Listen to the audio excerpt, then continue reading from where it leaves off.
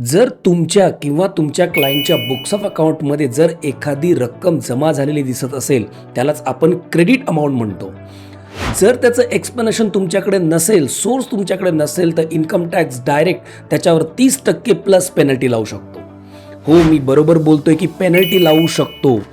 Income tax ॲक्टमध्ये याच्यावर असा एक खतरनाक नियम आहे, धोकादायक नियम आहे की तुम्ही जर कधी व्यवस्थित एक्सप्लेनेशन दिलं नाही तर त्याच्यावर भरपूर मोठी पेनल्टी पडू शकते. असाच आज आपण या नियमाचा पूर्णपणे पंचनामा करणार आहोत की जेणेकरून त्यातनं तुम्ही तुमच्या क्लायंटला वाचवू शकता. नमस्कार मित्रांनो, मी आहे CA जीवन पाटील. आज आपण अशा या नियमाचा एकदम उलगडा करूया, पंचनामा करूया. काय होतं ना की आपल्या अकाउंट्समध्ये किंवा क्लायंटच्या अकाउंट्समध्ये एखादी रक्कम क्रेडिट झाली म्हणजे जमा झालेली आहे आणि त्याबद्दल तुम्हाला त्याचा कुठलाही नेचर माहिती नाही आहे, सोर्स माहिती नसेल, तर ते माहिती असणं बंधनकारक आहे, नाहीतर पेनल्टी पडते. आता नेमका हा नियम कुठला?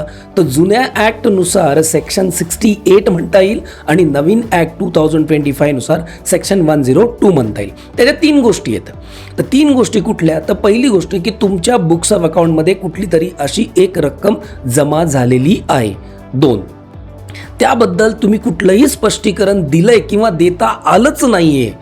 3, जर ते तुम्ही स्पष्टीकरण दिलंय आणि समजा दिलं नाहीच आहे आणि इन्कम टॅक्स ऑफिसरला ते मान्यच झालं नाही, ते पटलंच नाहीये की तुम्ही स्पष्टीकरण दिलं, त्याला ते मान्यच नाहीये, तर अशा वेळेस इन्कम टॅक्स ऑफिसर तुमच्या अगेन्स्ट पाऊल उचलू शकतो. आणि ते पाऊल म्हणजे काय की तो तुमच्या अकाउंटमध्ये त्याला नाव देईल अनएक्सप्लेन कॅश क्रेडिट आणि त्याची पुढची प्रोसिजर तो चालू ठेवणार. तर बऱ्याच वेळा आपण म्हणतो की अशी रक्कम कुठली क्रेडिट, ती नॉर्मल पण असू शकते, पण बऱ्याच वेळा लोक काय करतात की माझ्या मित्राकडनं मी हात उसने पैसे घेतले, लोन म्हणून घेतले, म्हणून ती एंट्री आलेली आहे, म्हणून त्या मित्राचं नाव आलेलं आहे. असू द्या, काही हरकत नाहीये.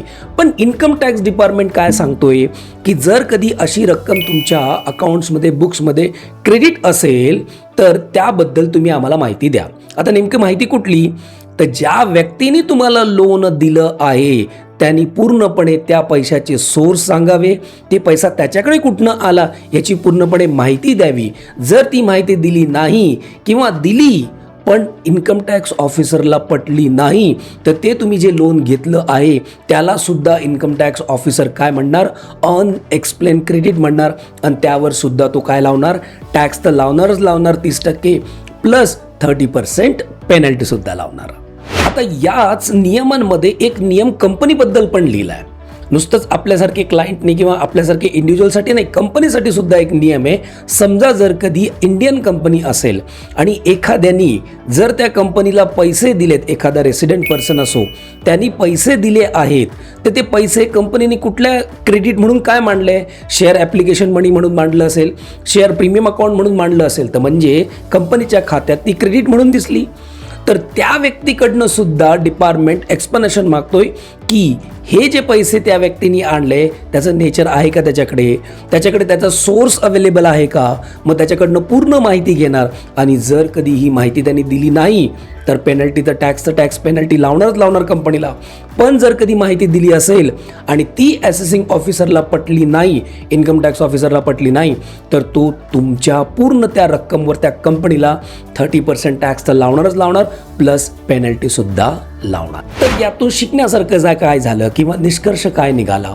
तर जर तुम्ही कोणाकडनं तरी असे पैसे घेतले असतील तर त्याची पूर्णपणे डॉक्युमेंट्स जवळ ठेवा.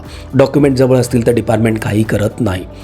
कॅश घेणं पूर्णपणे टाळा. जर कॅशमध्ये अशी एंट्री दिसली तर तुम्ही गोत्यात येऊ शकता. त्या व्यक्तीचं जाऊ द्या, पण तुम्ही त्याच्यात प्रयत्नात पडू नका.